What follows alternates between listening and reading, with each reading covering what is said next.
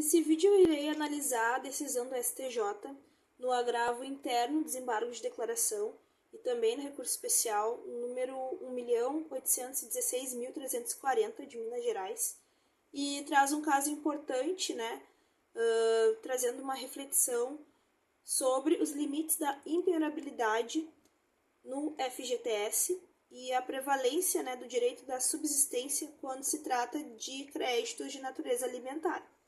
Então, o STJ acabou decidindo por unanimidade que é possível sim a penhora do FGTS no pagamento de pensão alimentícia, mesmo quando decorre de ato ilícito e não de uma ação de natureza de relação familiar. Então, o contexto dos fatos é o seguinte: esse caso teve origem em uma ação de indenização movida pelos filhos da vítima contra o responsável pela morte da sua mãe em razão de um ato ilícito. Então, a condenação transitou em julgado e fixou o pensionamento mensal para esses filhos a partir do FGTS da vítima. Durante a fase de execução, foram bloqueados valores provenientes desse FGTS do executado, e o Tribunal de Justiça de Minas acabou, no entanto, considerando que esses valores seriam, sim, impenhoráveis com base no artigo 833, inciso 4º do CPC. Os credores recorreram ao STJ, sustentando que, por se tratar de dívida de natureza alimentar, seria possível a penhora. Após algumas decisões intermediárias, o STJ, em julgamento da 4ª turma, confirmou sim a penhorabilidade. Então, analisando a fundamentação jurídica utilizada, a tese firmada nesse caso, o primeiro momento se considerou a natureza alimentar da obrigação. Então, o primeiro e mais relevante fundamento dessa decisão é o reconhecimento, sim, de que há obrigação em execução de natureza alimentar. Mas o tribunal reafirmou que a impenhorabilidade dessas verbas salariais do FGTS não é absoluta, cedendo então diante créditos alimentares. Outra questão foi a penhorabilidade no FGTS em execuções de alimentos. O STJ reafirmou a possibilidade da penhora desses valores oriundos não só do FGTS, mas também do PIS, em execuções de alimentos. A Corte baseou-se em um juízo de ponderação entre os valores constitucionais.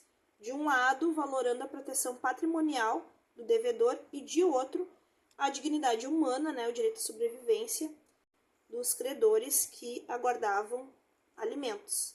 E, como afirmou o voto do relator, é possível a penhora de conta vinculada do FGTS e do PIS em ações de execução de alimentos por envolver própria subsistência do alimentado e a dignidade da pessoa humana. Então, com isso, o tribunal consolidou o entendimento de que a proteção conferida ao FGTS cede o lugar quando confrontada com o direito fundamental de alimentação e dignidade. Houve também a rejeição da súmula 7 do STJ, e o executado sustentou que o STJ teria reexaminado fatos e provas ao admitir a penhora, o que violaria a súmula 7, que impede o reexame da matéria, fática e recurso especial. Mas o tribunal, porém, afastou essa alegação, esclarecendo que apenas aplicou o direito em espécie, com base no título executivo já formado.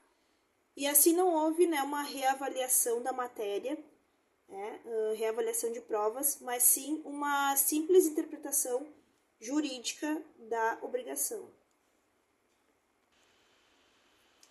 Por fim, então, o STJ rejeitou o argumento novo apresentado pelo executado em agravo interno de que a dívida teria perdido seu caráter alimentar por ter sido cobrada em uma única parcela. Então, o tribunal classificou essa tese como uma inovação recursal, uma prática inadmissível em razão da preclusão consumativa que impede a parte de apresentar novas provas novos argumentos também após o momento processual adequado. Então, esse ponto reforça a importância, né, da lealdade processual e do respeito nos atos do processo. Assim, por decisão da 4ª turma do STJ, tem grande relevância, né, a prática doutrinária, né, a partir do momento em que, em 2 atos, ela amplia a proteção ao credor de alimentos, garantindo essas vítimas, então, mesmo que oriundas de atos ilícitos, né, os dependentes possam efetivamente garantir, né, e que irão receber o que lhe é devido. E, em segundo lugar, né, reforça a compreensão do conceito de pensão alimentícia, que deve ser interpretado de forma ampla, abrangendo tanto as questões legais ou ilegais, no caso aqui de ordem ilícita, né? E, em terceiro, evidencia o rigor técnico do tribunal quanto à observância dos prazos e a vedação de inovações recursais. Então, em síntese, o STJ reafirma que no conflito entre direito patrimonial e direito alimentar, incluindo aí a dignidade do credor, prevalece esse último. Então, a empenhorabilidade do FGTS, portanto, né, ela não é absoluta, devendo ceder diante da necessidade de garantir a subsistência, né, a dignidade humana.